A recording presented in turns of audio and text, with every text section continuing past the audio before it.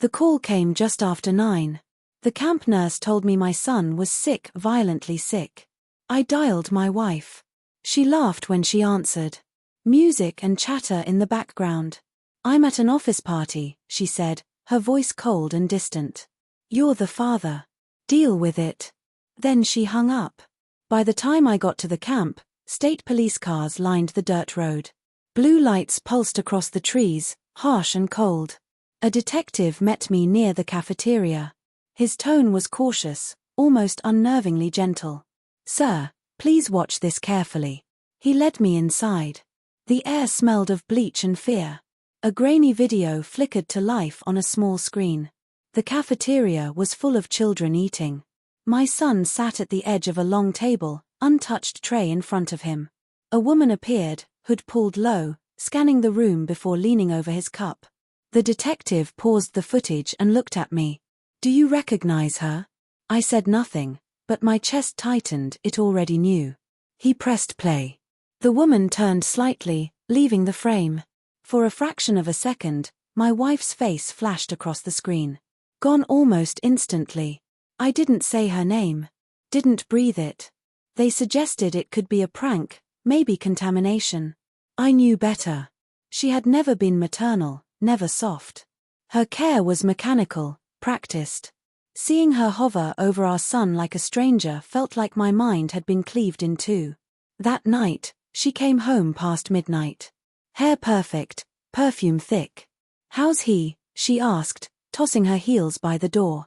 "Sleeping," I said, my voice alien even to me. She poured wine, sipped casually, as if nothing had happened.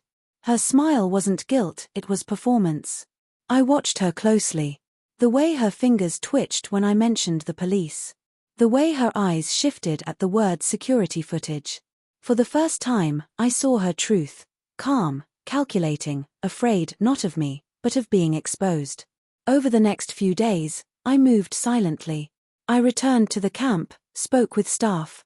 They told me she had volunteered for a parent's visit 2 weeks prior. I had been out of town for work. She hadn't mentioned it. I asked a friend in the department for surveillance footage from that day. At home, she resumed her act of the perfect mother, bandaging our son's wrist, cutting his fruit just right. Every gesture rehearsed, perfectly timed. But I observed her more closely now. How she stared at him too long. How her touch lingered with calculation, not affection. At night, I checked her phone. Deleted messages, hidden apps, I restored them. There were conversations with a man named Eric, a camp counselor. Not romantic, but strategic, meeting times, codes, payments. One line froze my hands, "Make sure the dosage isn't lethal." Just enough to scare him. My son. The next morning, she acted as if nothing had changed, making coffee, kissing my cheek, asking if I would drive our boy to school.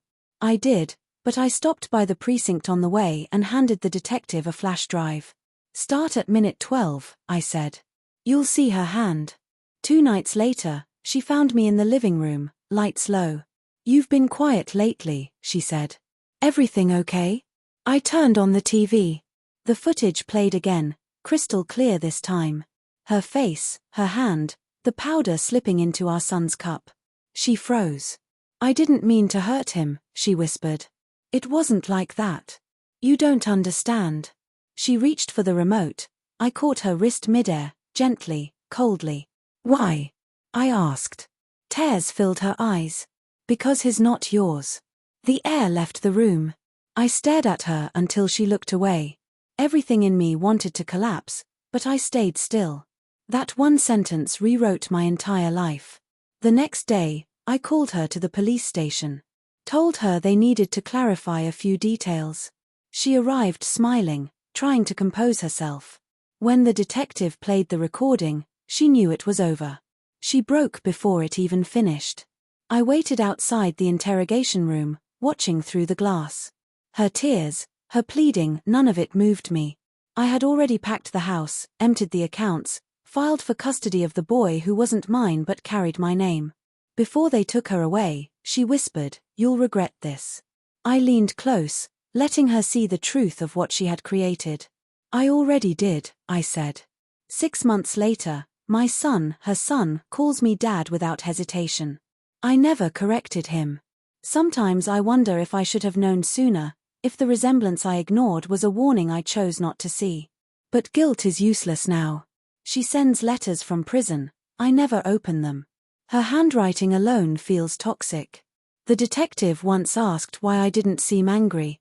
I told him anger was what she wanted. The one thing she could still control. Now she sits behind bars, reliving her mistake every day.